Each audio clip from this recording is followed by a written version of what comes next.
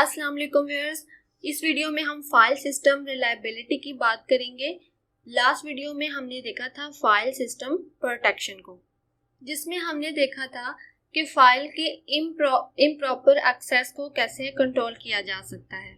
But जब हम reliability की बात करते हैं तब हमारा मकसद ये होता है कि हमारा फाइल सिस्टम जो है वो फिजिकल डैमेज से और सॉफ्टवेयर में कोई एरर से जो है वो डाटा को कोई नुकसान ना पहुंचे, सेफ रहे, यानी protection of file system failures and errors in software. The usual way of ensuring reliability is by making duplicates यानी बैकअप, यानी कि एक जो आम तरीका है वो यही है कि हम डाटा का बैकअप लें या उसको डुप्लीकेट कॉपीज बना के रख लें ताकि हमारा डाटा जो है वो लॉस ना हो। बिकॉज इसमें हम जो है वो सिस्टम क्रैशिंग से जो है डाटा को महफूज रखना चाहते हैं। तो इसके जो है दो तरीके हैं, एक तो है पीरियोडिक डंप, डंप का मतलब भी जो है वो बैकअप या कॉपी कह लें आप, और दूसरा है इंक्रीमेंटल डंप। सबसे पहले देखते हैं पीरियोडिक डंप क्या है। Periodic dump files are copy to another device, usually a magnetic tape. एक तरीका तो ये है कि आफ्टर सम स्पेसिफिक पीरियड हम डाटा का बैकअप ले लें on magnetic tape. Magnetic tape क्यों? बिकॉज ये low cost secondary storage device है।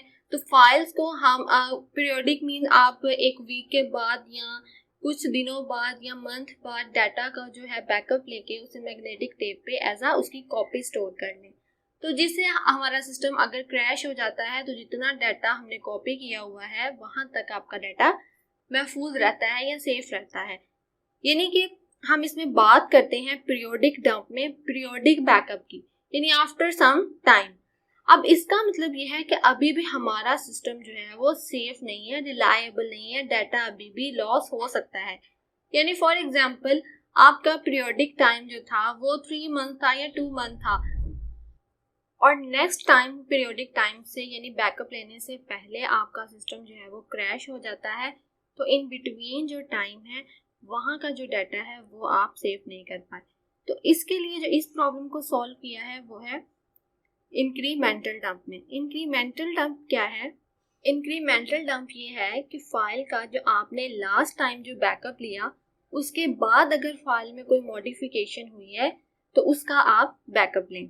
For example up to Monday तक जो है वो बैकअप लिया था, उसके बाद जो ट्यूसडे को बैकअप होगा वो आफ्टर मंडे के बाद अगर फाइल में कोई चेंजिंग है तो उसका लिया जाएगा, यानी स्टार्ट से जो दोबारा है वो बैकअप या डाटा को कॉपी नहीं किया जाएगा। इसी तरह जो वेडनेसडे को जो इंक्रीमेंटल डंप होगा यानी बैकअप लिया जाएगा वो आफ्टर ट्यूसडे जो मॉडिफिकेशन होगी डाटा यानी फाइल में उसका बैकअप लिया जाएगा। बट अभी भी आप देखें कि हमारा सिस्टम रिलायबल नहीं है, अभी भी डाटा के लॉस होने के चांसेस हैं। बिकॉज अगर मंडे तक आपने जो है वो डंप कर लिया है डाटा को बट ट्यूसडे से पहले सिस्टम क्रैश हो जाता है ड्यू टू सम फेलियर, तो जो मंडे के बाद का जो चेंजिंग है मॉडिफिकेशन है उसको आप बैकअप नहीं ले सकते।